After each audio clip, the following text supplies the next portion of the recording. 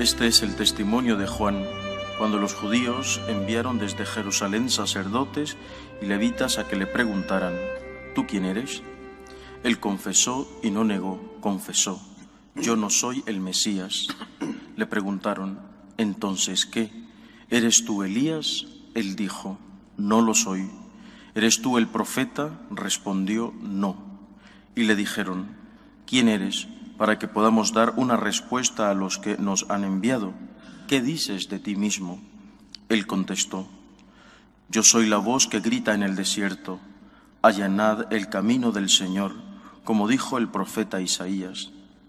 Entre los enviados había fariseos y le preguntaron: entonces, ¿por qué bautizas si tú no eres el Mesías, ni Elías, ni el profeta? Juan les respondió: yo bautizo con agua. En medio de vosotros hay uno que no conocéis, el que viene detrás de mí, y al que no soy digno de desatar la correa de la sandalia. Esto pasaba en Betania, en la otra orilla del Jordán, donde Juan estaba bautizando. Palabra del Señor. Aunque Juan Bautista es el protagonista del Adviento como el que prepara el camino del Señor, la Iglesia nos vuelve a proponer hoy su ejemplo, su figura, en estos primeros días del año, cuando estamos todavía dentro del tiempo litúrgico de Navidad, que culminará con la fiesta del bautismo del Señor. Y sobre todo esta frase que el propio Juan dice de sí mismo: yo soy la voz que habla, que predica en el desierto. Parece que una voz en el desierto no tiene mucho sentido, porque ¿quién te escucha? ¿Verdad? ¿Para qué sirve? Y sin embargo, justamente es en el desierto donde hay que levantar la voz. Es decir, hay una frase, dicen que la victoria tiene siempre muchos padres y la derrota ninguna. Y también se habla de aquellos que acuden siempre presurosos a ayudar a los vencedores. O sea, cuando las cosas van bien hay muchos amigos y todo el mundo se apunta al carro del vencedor. Todo el mundo se apunta al éxito. Eso no tiene mérito. Los verdaderos amigos son los que están al lado tuyo cuando las cosas van mal. Es en esos momentos donde hay que demostrar la amistad. Es decir, donde hay que predicar es en el desierto. Donde hay que estar, cuando hay que estar, es cuando esa persona lo está pasando mal y no tiene a nadie que le ayude. Si eso lo traducimos a nuestra época y a la figura de Jesús, pues vemos que ahora es la hora de los amigos.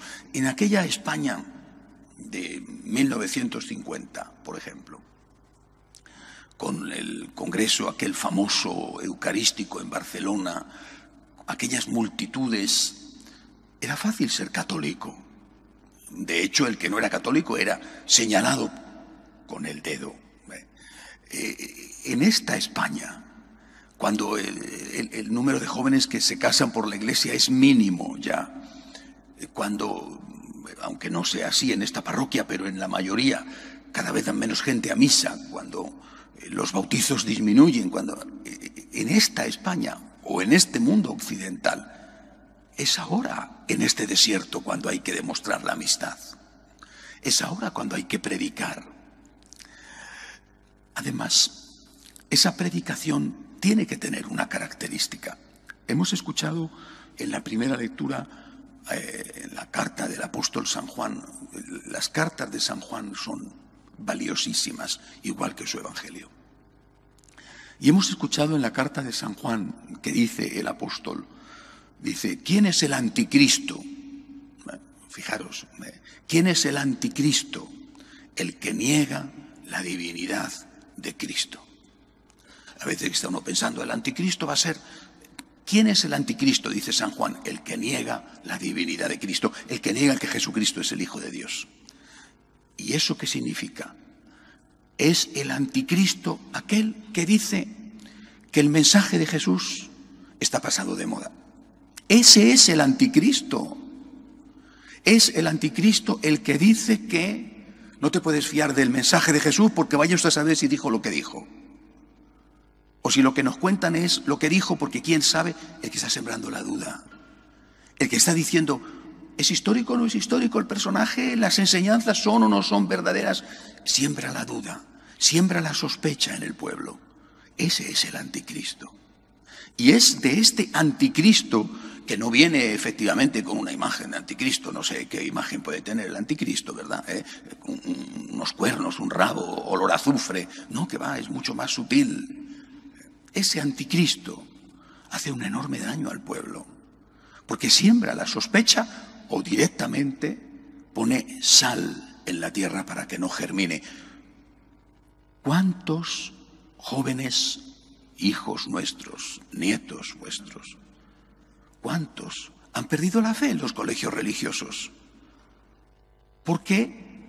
Porque muchos de sus profesores, evidentemente no todos, gracias a Dios, tenían profundas crisis de fe que transmitieron a los otros, que transmitieron a sus alumnos, que transmitieron a sus dirigidos espirituales la sospecha, la duda o directamente la negación. Ese es el anticristo.